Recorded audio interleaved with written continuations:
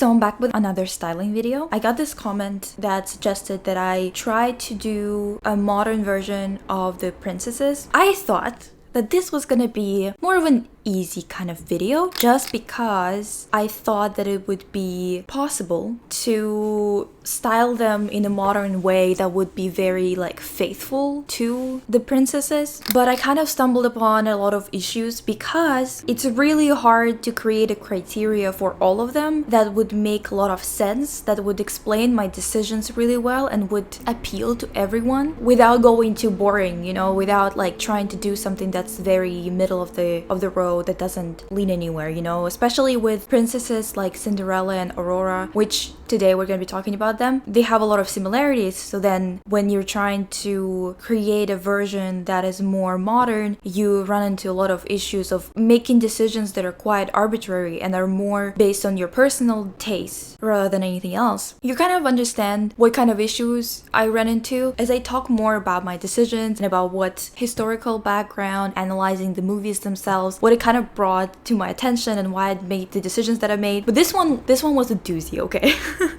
I don't know why it was so difficult for me to make these decisions, and I think that this video overall is going to be very different from the other ones because they're not technically supposed to be in the same movie. They don't have to interact, they don't have to have the same styling to compare to each other. Also, the decisions that I'm making are kind of partially based on their personalities, but some of their personalities are kind of, they have a lot of similarities, so then you see a lot of similarities in their outfits. Anyway, so how I decided on the first 4 princesses was I just went to this website. It's a randomizer website. It just gives you a bunch of random characters, the ones that we're going to be talking about today, which is Cinderella, Aurora, Moana, and Jasmine. I started with Cinderella. I thought it would be like a fun thing to do, and then I ran into so many issues because I couldn't rely on a lot of things. Let's talk about, first of all, the setting and location, like the time Cinderella is set in, which is Germany or France. You can kind of interchangeably choose that because everyone kind of assumes that it was one of those small kingdoms that was passed around between the two, France and Germany. I went with Germany. Time period is 1850s to 1880s, and then you kind of get into so many issues. So for example, if we take her first dress, right, the one that gets destroyed later by her stepsisters. So here it is. First of all, this dress in particular, the shape is very late 1880s, so it's not far off from where it's supposed to be. I'm gonna show you like examples of the dresses. So you can see that it's definitely inspired by that time. The silhouette is very similar. Obviously the A-line skirt. Even the shoes, I mean, you can't tell that well in this picture, but you can tell in this one. So the shoes are also quite accurate to the time period. Here they are. This is like French kid opera toe slipper. Was also popular at the same time. So the issues are kind of mostly in the fact that this is more or less, I guess, a stylish outfit for the time. So with this dress, I knew that I can choose something stylish for her for the modern times, but it doesn't give me that much to work with in terms of personality because the first movie just portrays her as kind, gentle, and a sweet person. I know that it kind of gets expanded on in the second and third movie, especially third movie, at least every Die-Hard fan thinks so. I looked at, of course, the most famous dress, which is this one. With this dress, again, the shoes, it depends, like, it kind of, I think you can pass for the same shoe as the previous one. Not the same one, but it like in the same kind of ballpark. When you see the close-ups, it looks more modern, maybe early-ish 20th century. They kind of jumped a little bit, but then again, so with this dress, you kind of get some 1890s elements, and then you get some elements like the white wings on the sides of the dress. They're technically never been done this way at all because they kind of don't have the material at the back. They just have like, they kind of like wings, you know, instead of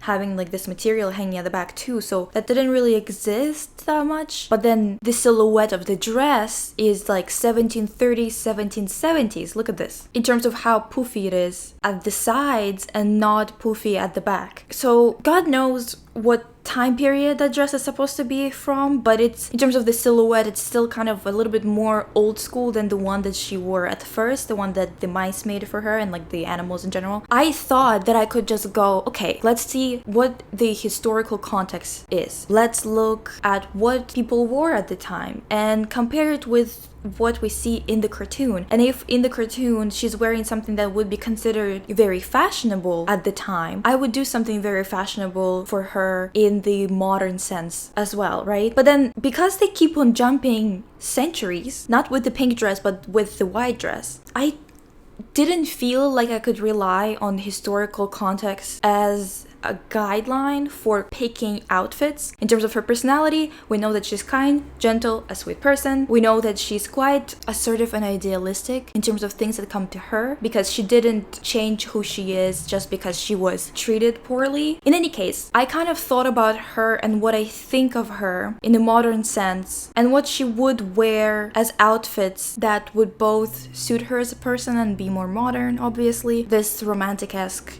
dress, maybe something that matches and has like 2 pieces, A-line skirts. I was thinking that it would be interesting to see her wearing a lot of necklines that look like this. And I also thought that it would be good to come up with a couple of outfits that would be for the time when she was cleaning and living with her stepmother and stepsisters. And in that case, I thought that she would be wearing something very casual and functional, plain jeans and a shirt. And I think that styling her in a lot of white and a lot of blue, light blue, occasionally pink, would be pretty good for her. But again, see, let me know. This video, that's why I named this video what I named it, is because I don't know if princess aesthetic can be carried over into the modern world in a way that would not make them alienated from their surroundings, while at the same time have some kind of like preserve their personality. Oftentimes they don't have a lot of time in those movies to show their personality. Oftentimes we kind of have to guess what it is because it's filled with stuff happening, but not necessarily filled with a lot of conversation about their personality, especially those earlier ones where they're already the person that they're going to be at the end of the movie. Like Cinderella doesn't go through a massive character change, while at the same time her entire journey is more on the outside and is about circumstances rather than her and her inherent flaws that get fixed or get a second look by her. I'm not sure.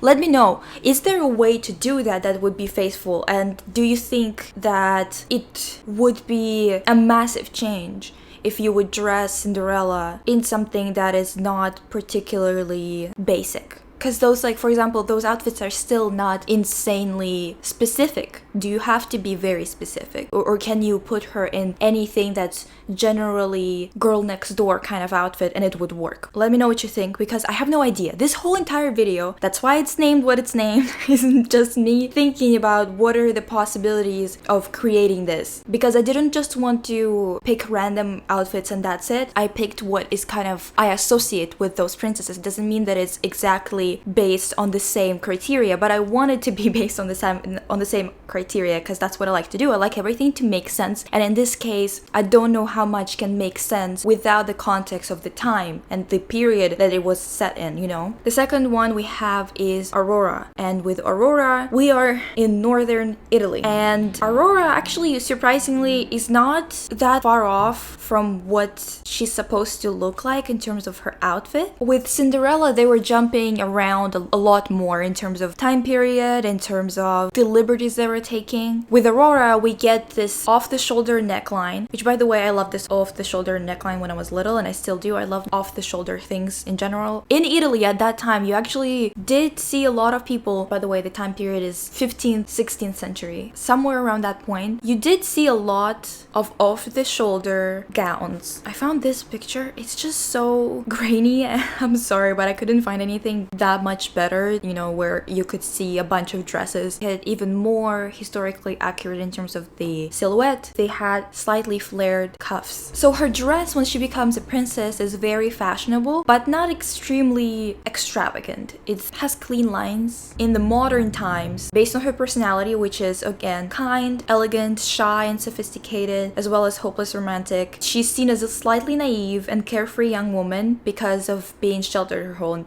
entire life, because of course they were trying to protect her. Another point before I show you the clothes is that she was drawn to resemble Audrey Hepburn, and her elegance and stuff like that were kind of borrowed from Audrey Hepburn. So I kind of thought that going with dresses, it's reminiscent of Audrey Hepburn's role in Breakfast at Tiffany's, and I think that Aurora would wear something like that, but mixed with something a little bit more youthful and naive, like this types of dresses with a little bit of a v-neck, something like this, of course. It kind of reminds me of a blend of her pink dress with her dress that she wore as a peasant girl before she realized that she's a princess. I thought that this kind of dress, not the transparency of the dress, I think that it wouldn't be as transparent as this one, but in terms of the way that it's draped, I think that it makes a lot of sense that she would wear something like that. Maybe not in this green color, but I mean, honestly, colors are not as important, because I don't want it to be also this kind of simplistic approach of like, oh, she wore pink, so let me give her a pink dress, you know what I mean? Like, because it's modern times, we are wearing a bunch of different things and our trends are so quick that I'm trying to like overall put her in our modern times in like 10-year period instead of putting her exactly in 2021. I put some dresses like this, again, not transparent. I think that she would be wearing this on top of something else, but it kind of reminds me of her in terms of the quality of the material. It's quite long and elegant, but still close to nature. It's not extremely just the elegant part. I think that she would maybe wear some things that are quite basic, but not bad looking, but just a little bit more basic and classic, kind of like wearing like a big jacket with this type of glasses. It's not like bad, but it's not innovative, it's just like modern look that looks good on any type of girl who's just going about her day, go do her work. Of course, off the shoulder tops, which could be something like this, could be something a little bit more modern looking, but right now we actually wear a lot of corset inspired things, a lot of things that are inspired by the draping of those periods. Maybe not 15th century or 16th century, but like 18th, 19th. So it makes quite a bit of sense to have that still in those tops that I'm suggesting for her. This is more based on her personality than it is on the things that she wore before. Let's see what I've come up with for Moana. The setting is a fictional place. That's the issue, by the way, with deciding a lot of things about Disney movies, is the fact that they do use fictional places, and sometimes they mix up different types of inspirations, sometimes because they didn't do their research, sometimes because they did do their research but they wanted it to be a little bit more ambiguous. I don't know all of their reasonings, and I sure hope that it's a little bit better nowadays, especially with Moana. It came out in 2016, so it was only 4 or 5 years ago, and apparently the designer for this movie worked with a lot of Polynesian people, and that's because the fictional place that they're using is an island in the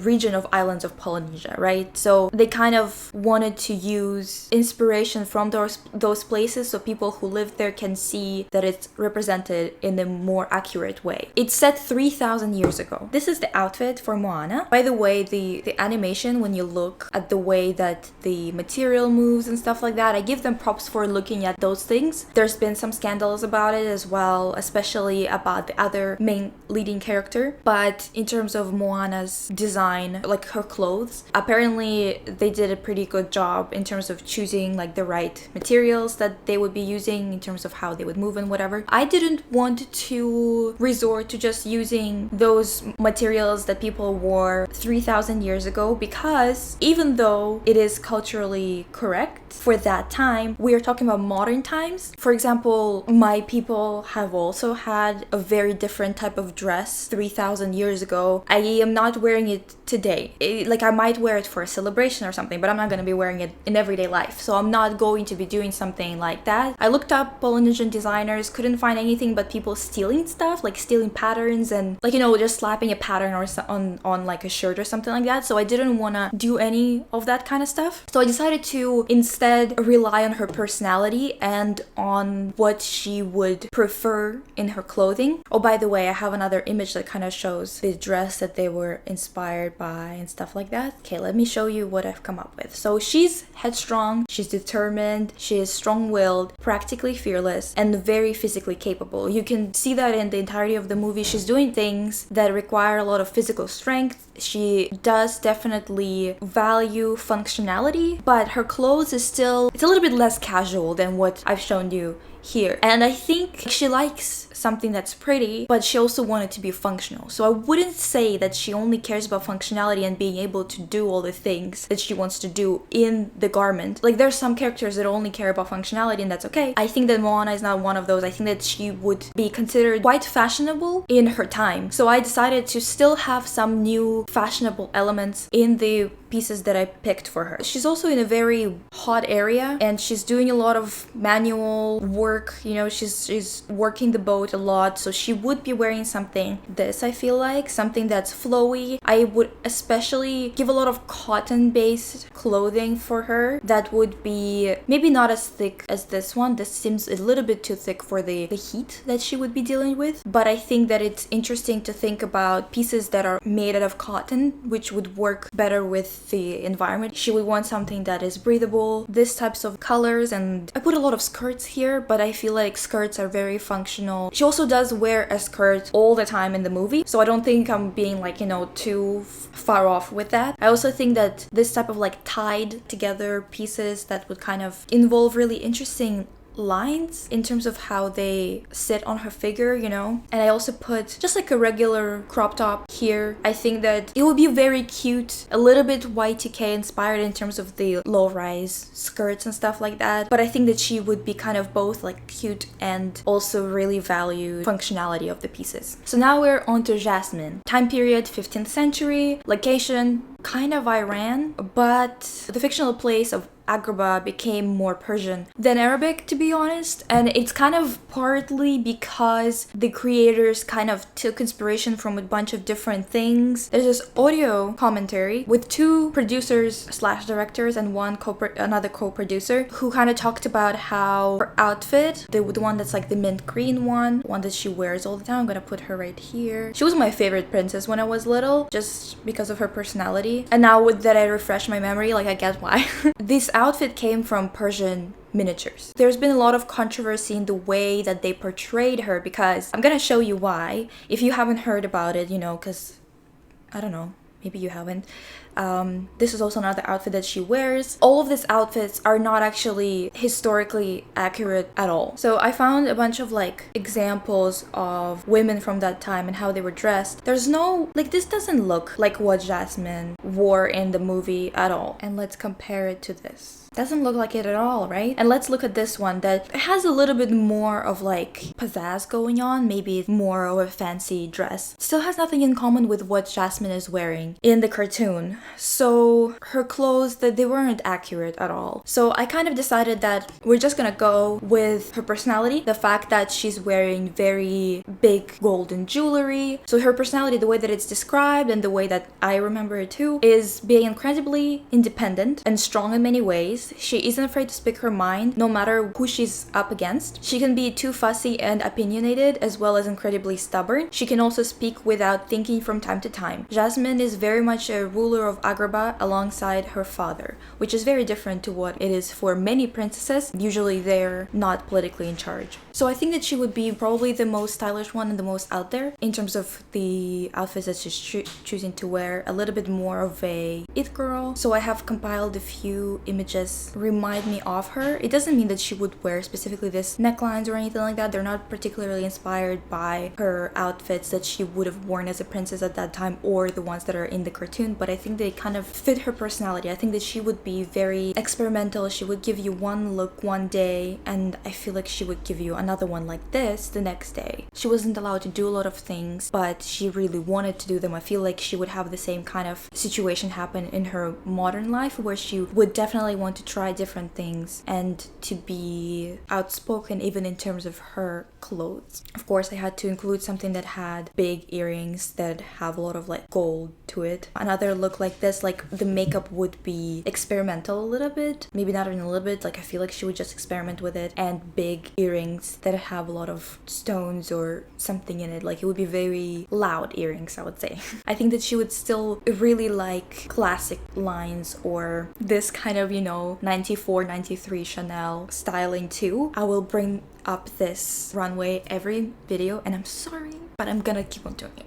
It's a very basic of me, but I really love it anyway. Another dress that kind of reminded me of her was this. You know, she's a princess, but she was also raised like a princess. She was raised in money, raised in all of these things. So I think that she would wear, even if she wouldn't be a princess, I feel like she would be from a rich family and she would have ways to acquire garments like this, you know. This one as well. It's just like she would be a little bit of a party girl, a little bit of like, I travel around the world, I see things because I want to see them. Maybe she's having a little bit of like a rebellious streak for a second there. Come up. My delicious king. Yeah, and like I feel like she would be very experimental, very it girl, something like that, something along those lines. These are my best guesses as to what princesses would wear in modern times where there's no gowns and stuff like that. Let me know what you think. Let me know if you think that they would work in modern times the same way, if what you dress them in would change a lot. And I'll see you next time. Bye!